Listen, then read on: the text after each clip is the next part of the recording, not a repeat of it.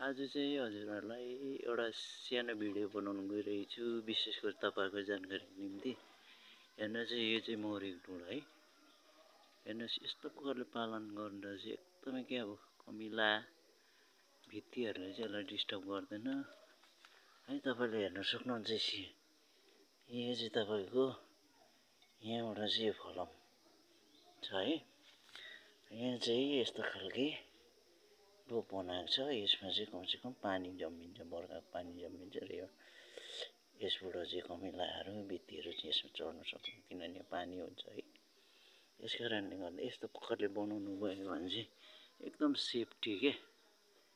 हेर्नुहोस् है, यो राख्ने पनि सिने आइरनको फलामको चाहिँ हेर्नुहोस् हो, चारतिरबाट देखाइदिन्छ। एकदमै यो चाहिँ तपाईँहरूलाई घरमै पनि काम लाग्छ, एकदमै जानकारीमूलक छ है।